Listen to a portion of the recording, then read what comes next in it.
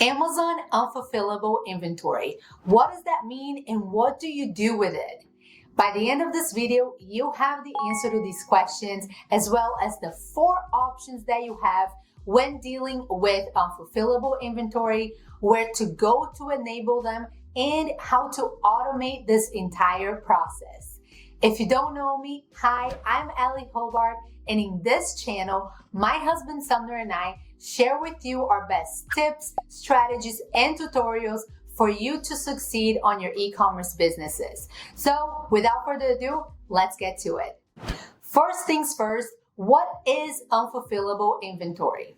Well, that is inventory that Amazon receives mostly from customer returns, and upon inspection of that product, they deem it unsellable, at least under the condition of a new product.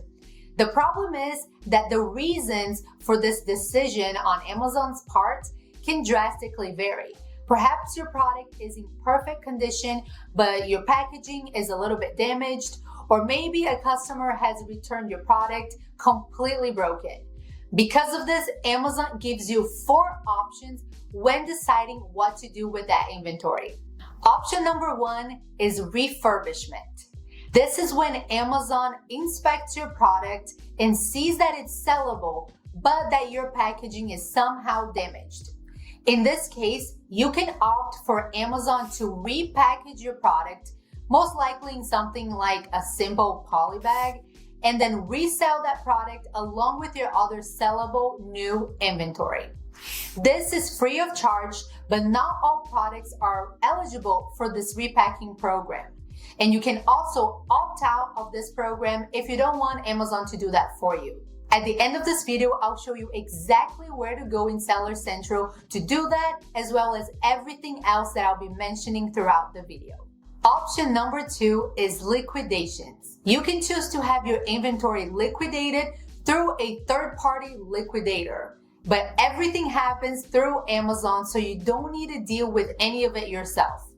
When you choose to liquidate your inventory, you can recover a portion of your inventory cost. This is called the net recovery value, and it's calculated by Amazon based on your sales history, the average selling price of the product on Amazon, and that specific ASIN's sales history. There is also a liquidation referral fee and a processing fee that you have to pay. So yeah, you don't get a lot of money back, but it is an option if you can get your product refurbished and if you don't want to deal with the next 2 options. Option number 3 is disposal. Disposing of your product is another way of saying they're getting rid of it. If they're going to throw it away or burn it or sell it, I don't know, but you will not be seeing it again. There is a fee that you have to pay per unit disposed, and that is based on your product weight and dimensions, as you can see here. This process may sound unthinkable to you. After all, you paid for that product to be made and shipped, and it could still be in good condition. More on that soon. But you have to analyze the costs of keeping that inventory, which comes with storage fees and it hurts your IPI score, as well as the cost of your last option, which is option number 4, returns. Last but not least, you can choose to have your inventory shipped to you or another place of your choice. An important note though is that the address chosen needs to be within the same country of that marketplace that your product was being sold in. So if your product was being sold on Amazon.com, then you need to choose an address within the United States to send that return to. This also comes at a cost, and it is also based on each unit's weight and dimensions. But why would you bother paying to have back an item that is deemed unsellable by Amazon?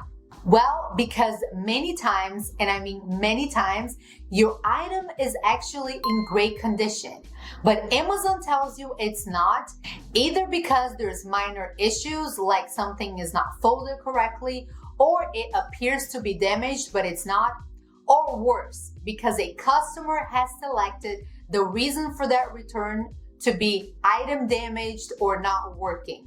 And in that case, your return goes straight to the unfulfillable pile.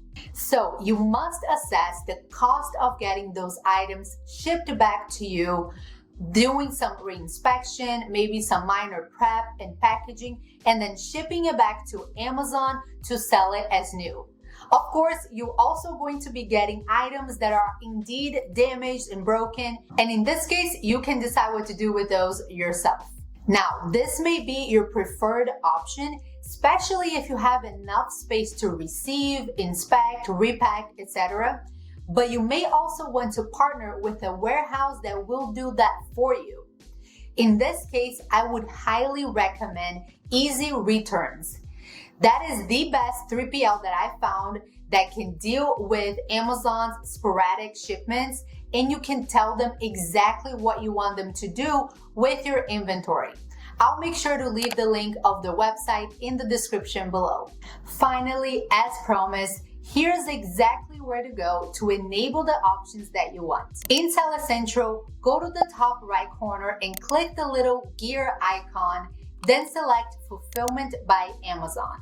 Scroll down until you find the automated unfulfillable settings, and once you click Edit, you're going to see at the very top that you can either enable or disable the settings to be automated for you. That means that you don't have to choose this again for every single instance. Of course, you can always come back and change your mind about anything. And then right underneath, you're going to be able to opt in or out of the refurbishment program as well as the liquidations. And lastly, if your product cannot be refurbished or liquidated, then you need to choose between return or disposal. If you choose return, then you need to input the address that you want Amazon to ship your unfulfillable inventory to. And for both the return and the disposal, lastly, you're going to be choosing the schedule. So how often you want Amazon to do that for you. And the last thing you need to do is click update and you are good to go. I hope that you found this video valuable. And if you did, you're also going to love